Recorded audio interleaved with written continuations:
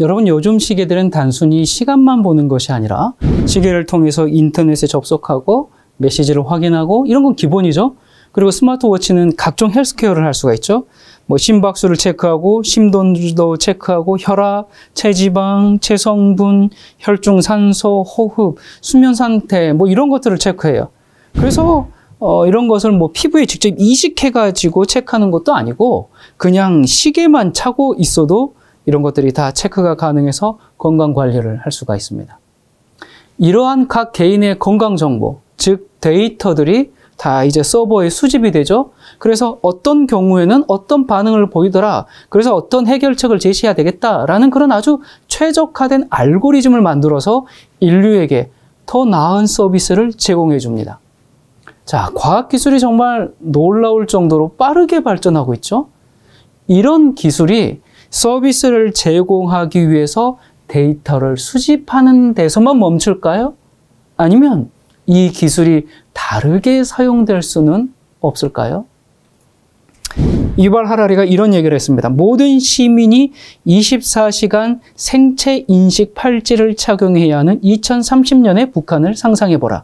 만약 여러분이 수령의 연설을 듣고 있을 때 그 팔찌가 분노 감정을 포착한다면 여러분은 끝장이다.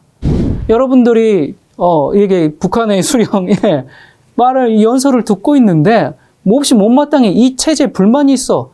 그래서 그 차고 있던 시계 팔찌에서 나의 감정 상태를 체크해서 곧바로 데이터가 서버로 연락을 해가지고 지금 이 데이터 통제 관제센터에서 누가 지금 이 순간에 아주 불만스러운 감정을 갖고 있더라. 이런 것들을 파악할 수 있다 그 말입니다.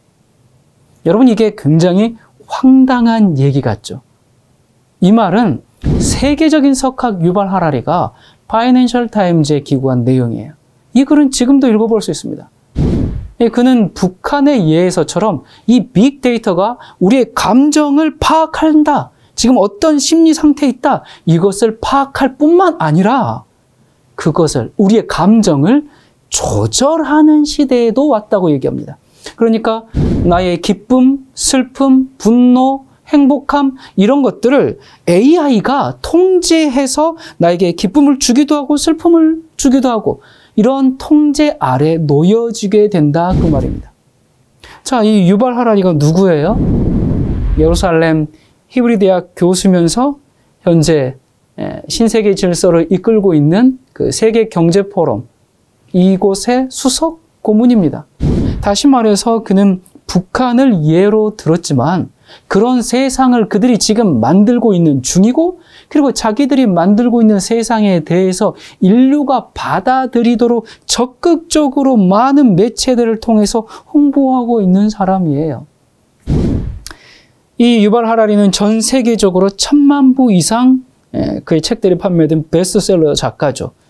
유명한 책 뭐 여러 권이 있는데 그 중에서 호모 사피엔스, 호모 데우스, 그리고 21세기를 위한 21가지 재현. 이런 책들은 굉장히 유명해졌는데 이 무명의 교수였던 이 유발 하라리가 빅브로더가 지배하는 그 미래 사회의 사상과 계획을 담은 책들을 출간하면서 세계적인 스타가 됐습니다. 그래서 이 딥스테이를 이끌고 있는 뭐 마크 저커버그라든지 또 빌 게이츠, 뭐 오바마 이런 사람들이 그의 이론을 아주 극찬을 했죠. 그래서 유발 하라리의 책들을 보면 그는 아주 열렬한 진화론자입니다. 그리고 지독한 반성경주의자입니다. 그리고 그는 아주 불교의 가르침에 심취해서 불교로 개종을 했습니다. 실제로 개종을 했는지는 모르겠지만 불교계 입장에서는 유발 하라리가 불교로 공식 개종했다라고 그렇게 보도하더라고요. 그리고 하라리는 동성애자입니다. 그리고 동성 결혼을 한 사람입니다. 그는 하나님을 아주 노골적으로 싫어합니다. 그는 하루를 시작할 때 명상을 1시간 하고 또 하루가 끝날 때 명상을 1시간 하고 총 2시간씩 명상을 한다 그래요. 그가 호모데우스를 집필할 때 명상으로부터 얻을 수 있는 그 내면의 평화, 통찰력 이런 것들이 없었다면 자기는 책을 쓸 수 없었을 거라고 그렇게 얘기했어요. 이쯤 되면 그의 사상이 어디서 나오는지 알 수 있을 겁니다. 이런 사람이 지금 세계경제포럼의 일원이면서 온 세계를 신세계 질서로 이끌어가고 있는 인물 중에 아주 유력한 인물이죠. 그의 책을 보면 이것은 단순히 인문학적인 서사를 얘기하는 게 아니고요. 아주 먼 미래의 유토피아적인 어떤 이상을 말하는 것도 아니고 그는 이렇게 얘기합니다. 당장 10년에서 20년 내, 길어야 30년에서 40년 내 곧 펼쳐질 미래 사회에 대해서 말하고 있다. 그렇게 얘기해요. 그러니까 그는 자기 일에 50년 후의 미래에 대해서는 난 잘 모르겠다. 그땐 기술이 얼마나 발전할지, 또 어떤 새로운 문명이 인류를 이끌어가게 될지 잘 모르겠다. 하지만 분명한 것은 10년에서 30년 이내 어떻게 될 것이다라는 확실히 알 수 있다. 그래서 현재의 인류 호모사피엔스는 종말을 가져오고 호모데우스의 시대가 빠른 시일 내에 온다고 이야기를 합니다. 자, 이 호모사피엔스, 이 호모사피엔사라는 이 말은 이제 진화론의 생물학적인 관점에서 인류를 이렇게 등분을 나누잖아요. 그래서 현재의 인류를 가리키는 말이죠. 이 호모사피엔사라는 말이 뭐 여러 가지 문물과 문명을 발달시킨 지혜로운 인간이다. 도구를 사용할 수 있게 된 인간이다. 그래서 이제 그때부터 호모사피엔스라는 말을 진화론적인 관점에서 쓰잖아요. 그런데 호모데우스는 뭔가? 여러분 호모사피엔스는 들어봤어도 호모데우스는 처음 들어볼 거예요. 데우스가 뭡니까? 데우스. 데우스는 신, 갓, 하나님을 말하거든요. 자, 그러니까 인간이 이 사피엔스의 시대를 마치고 호모가 인간이 이제 신이 되는 시대가 온다 그 말입니다. 그래서 지금 우리가 생각하는 이런 현재의 이런 시대는 종말을 맞고 New World Order, 새로운 시대의 도래를 말하고 있어요. 그게 호모데우스의 시대입니다. 그게 무슨 시대라고요? 인간이 신이 되는 시대. 그게 가능할까?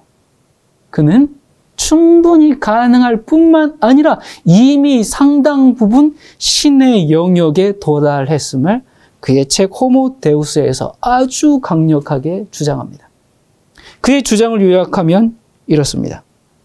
과거에는 신이 농사가 잘 되게 해준다고 믿어서 사람들이 각종 제사를 드리고 또 신이 병도 낫게 해준다는 그런 믿음이 있었어요. 그리고 또 신을 위한 전쟁에 나가서 목숨을 잃어도 그 영생에 대한 약속을 믿었는데 중세를 지나 근대에 들어서면서 신이 낫게 해주지 못한 병을 의사들이 고쳐내기 시작하는 것을 본 겁니다.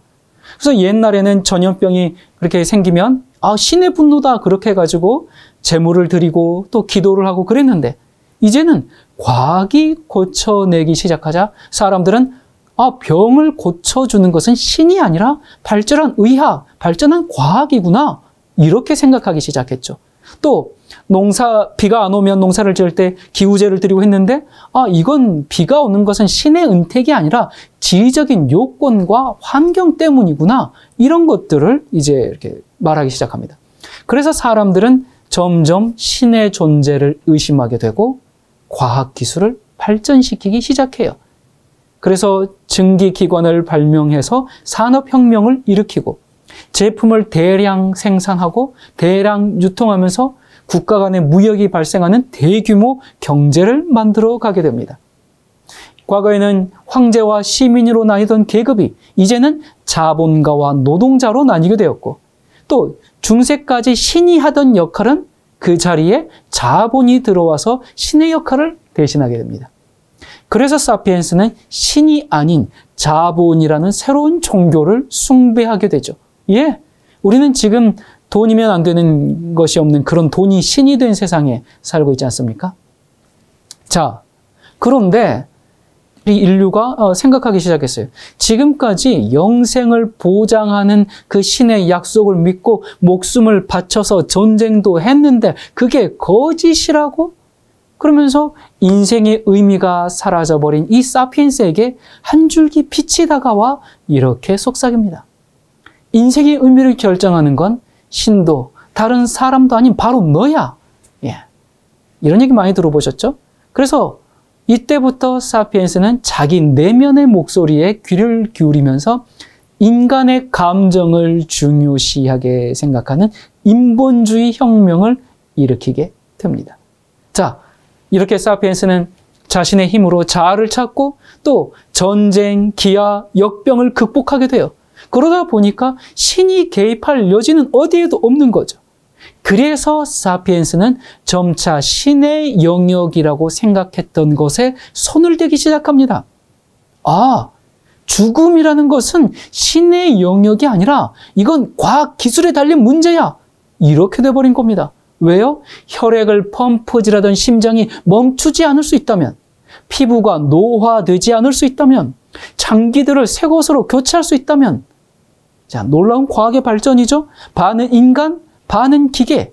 그래서 이제 사피엔스는 죽음을 극복하기 위해서 기술을 발전시킵니다. 테크놀로지로 수명을 연장하면서 영생에 손을 대기 시작했습니다. 그런데 죽음뿐만이 아니에요. 이제는 과학기술의 발달로 행복이라는 감정도 여러 가지 자극으로 얼마든지 누릴 수 있는 시대가 오고 있다고 말합니다. 과학이 영생을 줄 뿐만 아니라 인간 삶의 행복도 줘요.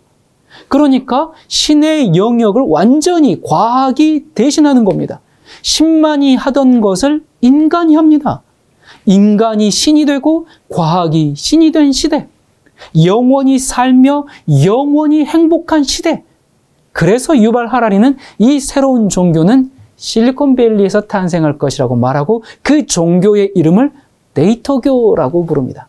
그 데이터는 바로 우리의 개인 정보들을 수집함으로 만들어진 것이죠.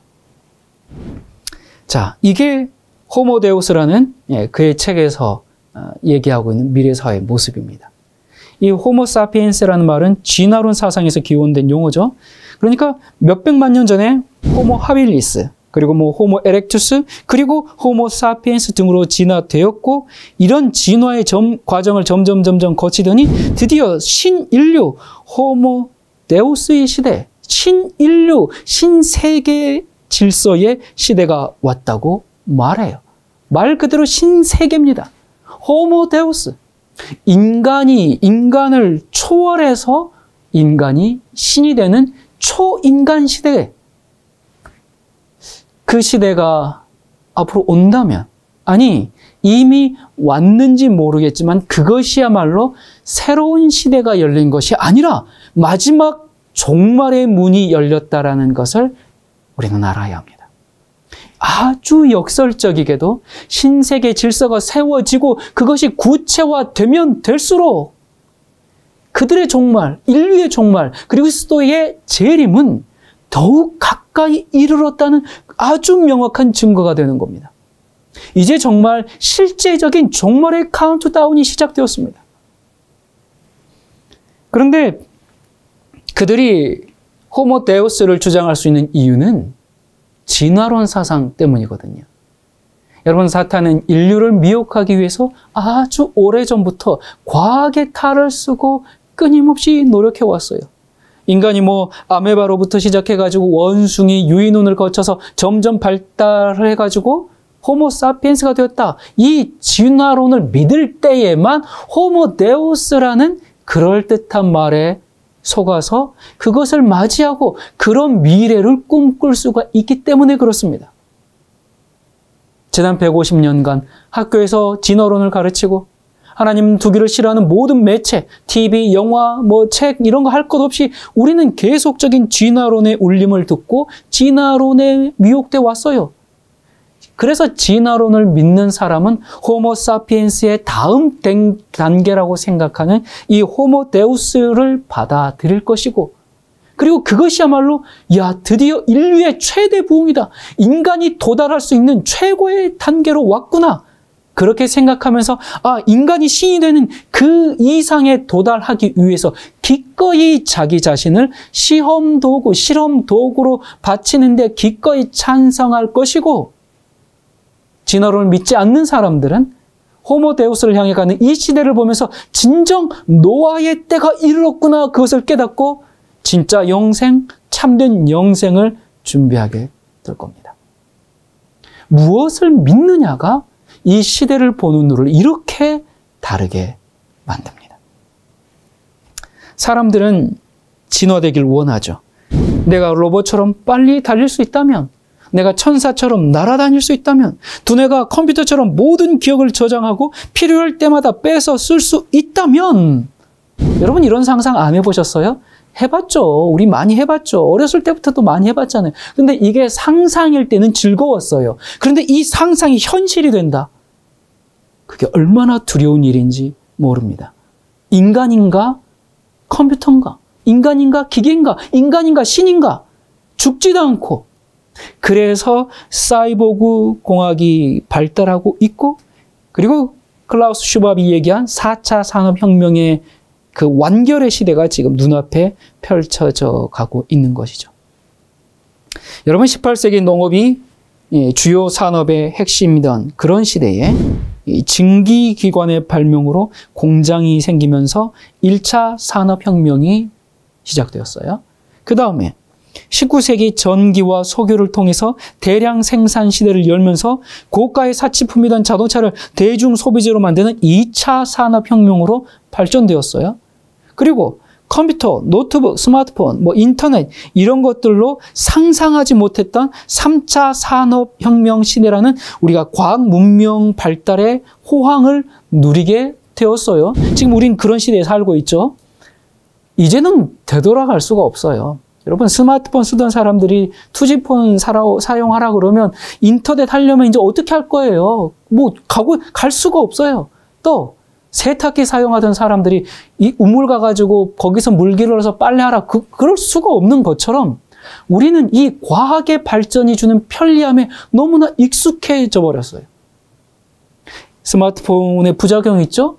부작용 있지만 모든 것을 빠르게 하고 편하게 이룰 수 있는 이 시대에 사람들은 만족합니다. 그리고 이제 과학자들은 4차 산업혁명 시대가 돌아왔다고 말해요. 4차 산업혁명이라는 것은 이 생물학적인 인간을 물리적인 컴퓨터와 연결한 시대를 말합니다. 인간인가 로봇인가? 인체의 컴퓨터 칩을 이식해서 이제는 전화기를 가지고 다닐 필요가 없어요. 전화가 온다? 손가락 버튼 하나 누르면 통화가 가능한 그런 시대. 그래서 컴퓨터에서 행하던 일들이 인체에서 일어나는 인공지능의 시대. 그래서 인간과 컴퓨터의 구분이 사라져요. 나는 인간인가? 난 컴퓨터인가?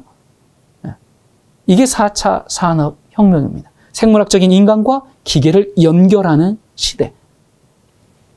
그래서 어떤 이들은 이 컴퓨터랑 연결하는 어떤 이제 컴퓨터 칩들을 그것이 짐승의 표다라고 이야기하는데 이 칩이 물론 인간을 통제하는 도구로는 사용될 수 있겠죠. 그렇게 해야지만 이제 인간이 살아갈 수 있으니까 지금 3차 산업혁명에서 스마트폰을 갖고 살아가는 것처럼 4차 산업혁명의 시대는 이제 인체 자체에 컴퓨터 여러 가지 칩들이 들어와 있을 테니까 그래서 그것이 인간을 통제하는 도구로는 사용될 수 있지만 그것 자체가 짐승의 표는 아니죠.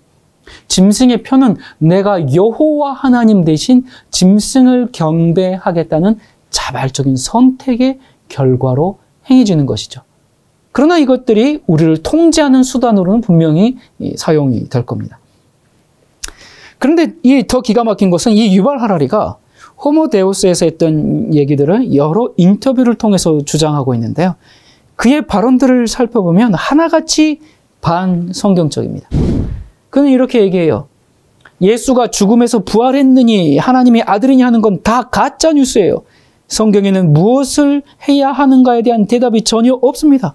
전혀 새로운 이념과 종교가 필요한 것입니다. 여러분 이 사람은 기독교를 혐오하는 사람이라고 아까 말씀드렸죠? 자기가 동성애자고 자기가 동성 결혼을 한 사람인데 자기가 이스라엘에서 지금 거주하고 있는데 이스라엘은 아직 동성 결혼을 허락하지 않으니까 캐나다에 가가지고 동성 결혼을 하고 지금 이스라엘에 와서 지금 살고 있거든요. 그런 사람인데 동성애를 정죄하는 하나님이 얼마나 싫겠습니까? 근데 지금 이런 얘기를 이 시대를 이끌어가는 전 세계를 이끌어 간다고는 리더가 대중매체에 나와서 하고 있는 얘기입니다. 이런 유명인의 말에 지구인들은 자꾸 세뇌되고 있어요. 하나님을 믿으면 시대에 뒤떨어진 아주 고리타분한 사람 같아요. 아직도 미신이나 믿는 그런 사람으로 치부되고 있어요. 사탄이 얼마나 하나님을 싫어하고 인간을 멸망으로 끌어가고자 발악을 하는지 우리가 그 모습을 볼 수가 있어요. 그는 또 이렇게 얘기합니다. 새로운 종교는 실리콘밸리에서 등장하게 될 가능성이 높습니다. 행복, 정의, 심지어 영생 등 이전의 종교들이 약속한 모든 것은 기술의 발전으로 사후가 아닌 지상에서 누릴 수 있게 됩니다. 초자연적인 존재 하나님의 도움 없이 말입니다. 인간들은 어떻게 이전 어느 때보다 더 큰 능력을 개발하고 있는 것일까요? 사실상 우리는 신적인 능력을 획득하고 있는 겁니다. 창조와 파괴의 능력이죠. 인간을 신으로 업그레이드하는 겁니다. 생명을 재구성할 수 있는 능력을 획득하는 거예요. 예. 여러분, 너무너무 두려운 얘기를 아무렇지도 않게 하고 있습니다.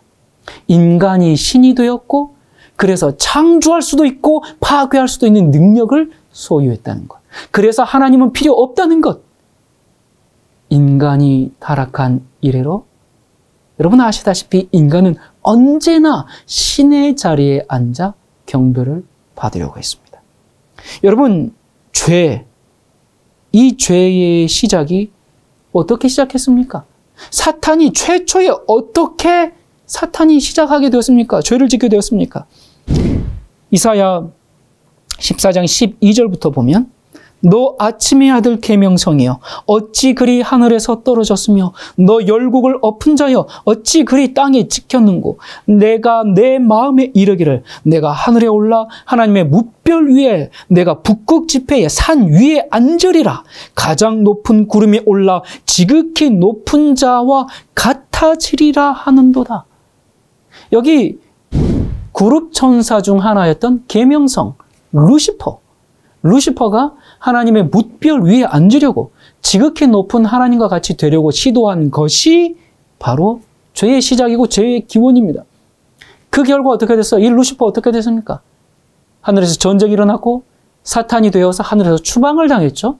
그리고 이렇게 하나님의 자리에 앉으려다가 자기가 하나님이 되려다가 실패한 이 사탄이 그렇게 포기하고 말았어요? 그걸 어떻게 했습니까? 인간에게도 동일한 말로 속이고 있죠. 그게 에덴 동산에서 뭐라고 했습니까? 네가 이걸 먹으면 하나님처럼 될 거야. 그게 인류를 속인 최초의 거짓말 아닙니까? 그는 지금도 인간에게 동일한 말로 속이고 있습니다.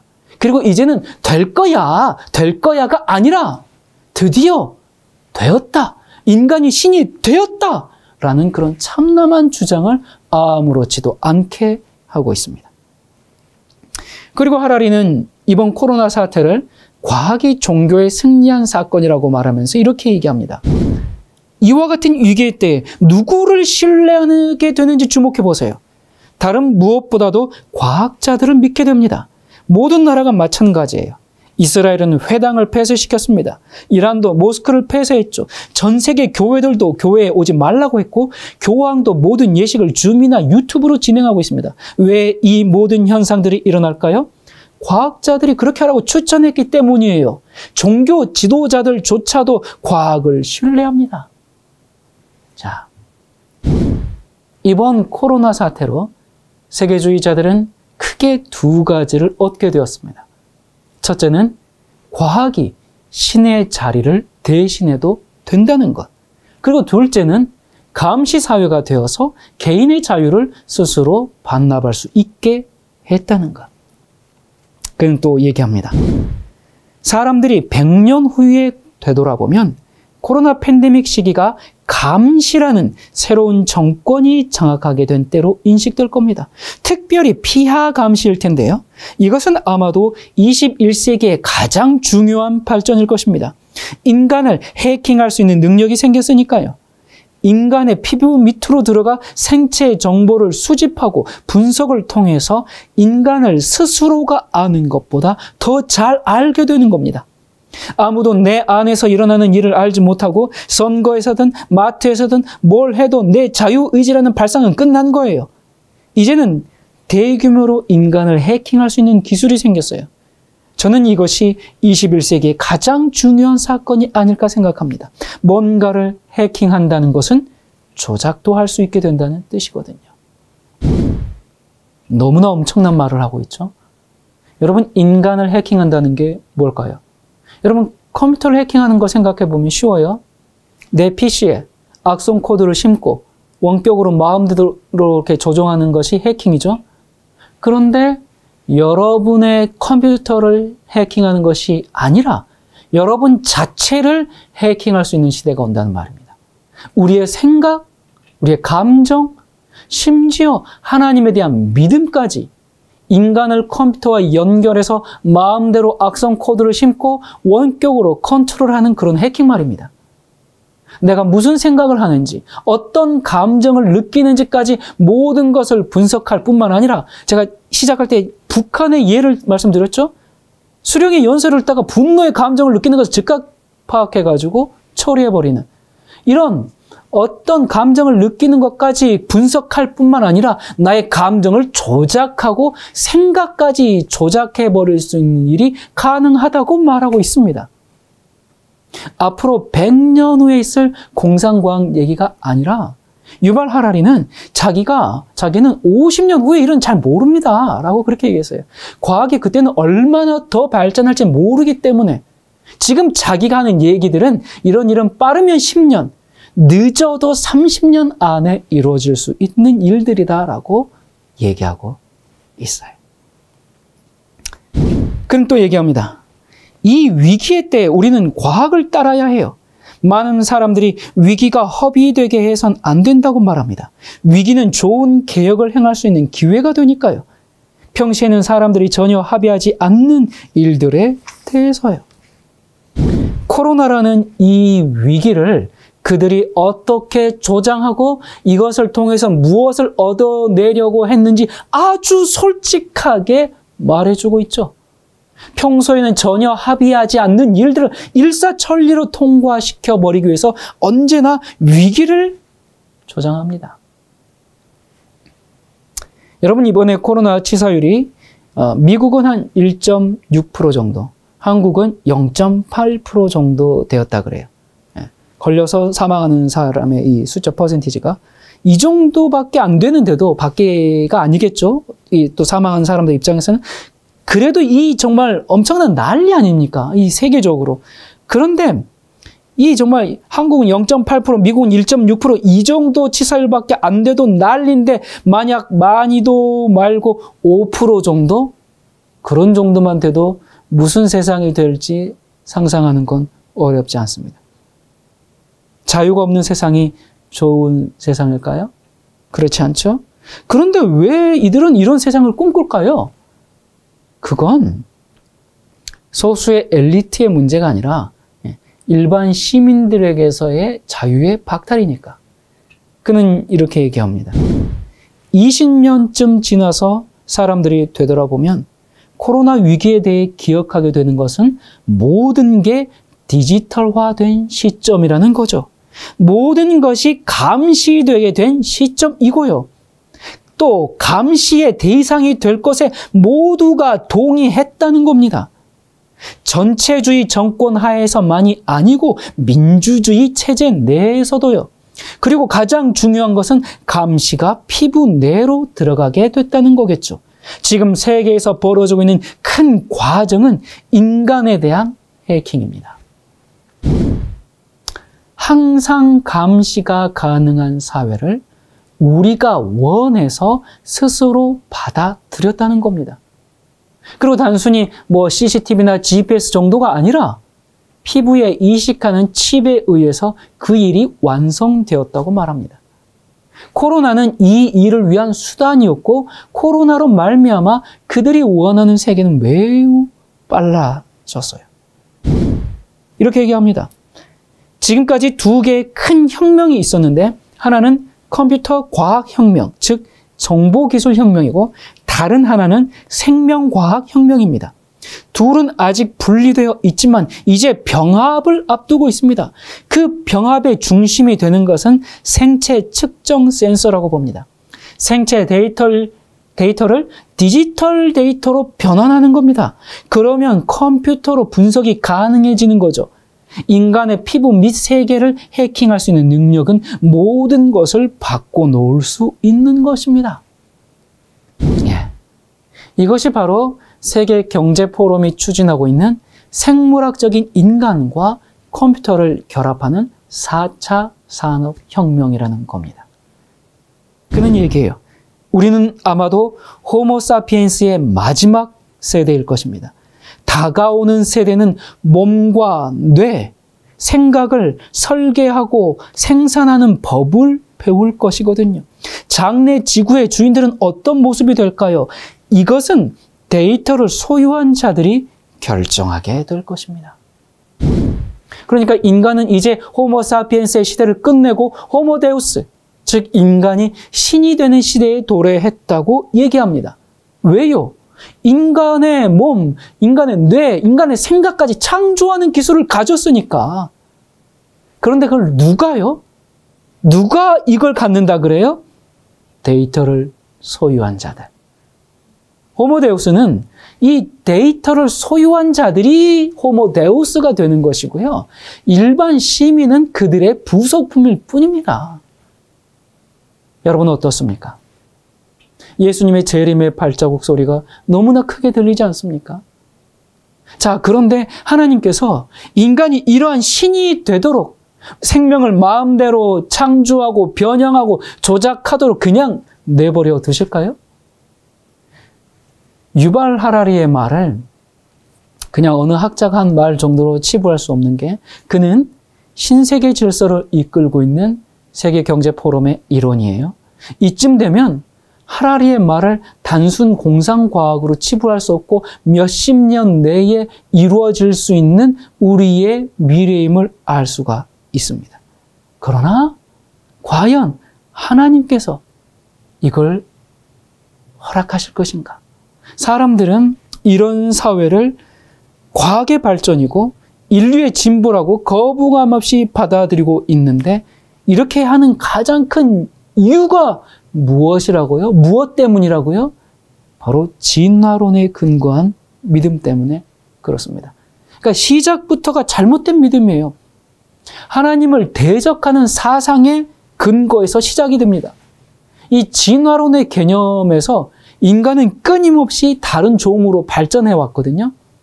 여러분, 그러나 우리는 단순히 세포덩어리가 아닙니다. 그냥 하나의 유전자가 아닙니다. 우리는 하나님의 형상으로 창조되었고 하나님의 영원한 사랑의 대상이에요.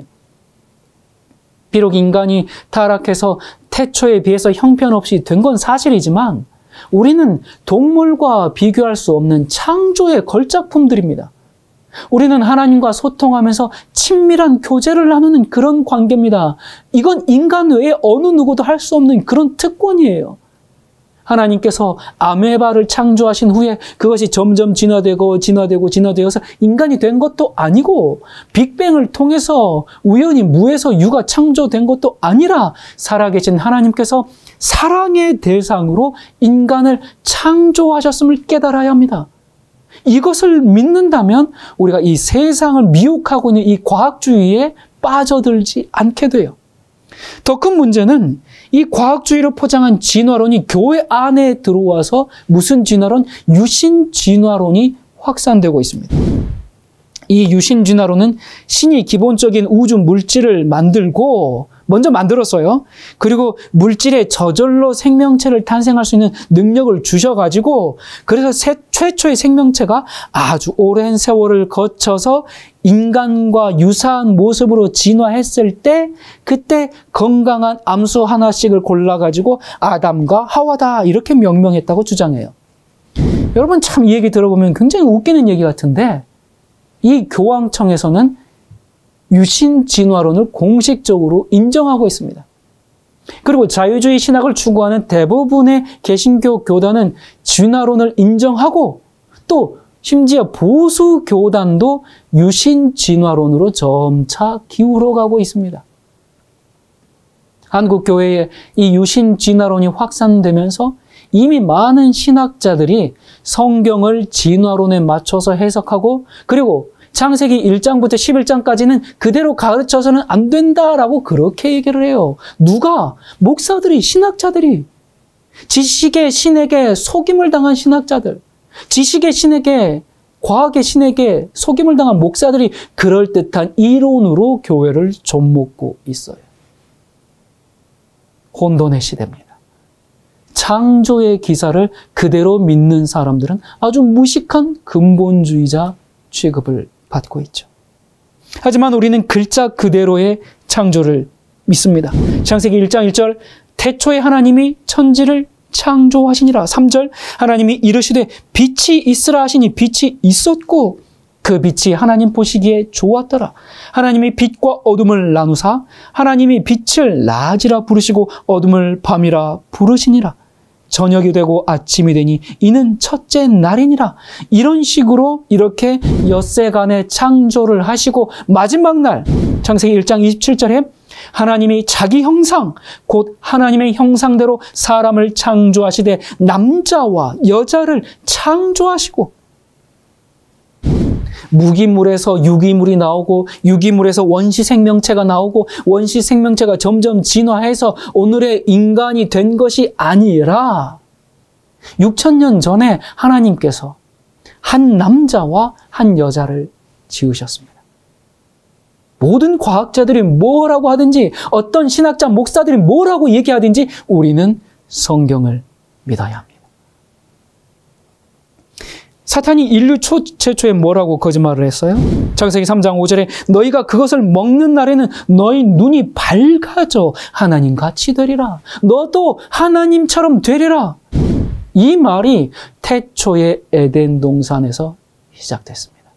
그리고 이게 태초의 에덴에서 시작했는데 이제 인류의 종말의 때에, 마지막 때에, 이 끝에 똑같은 얘기가 과학의 입을 통해서 우리에게 외쳐집니다. 너도 하나님처럼 되리라. 너도 신이 되리라.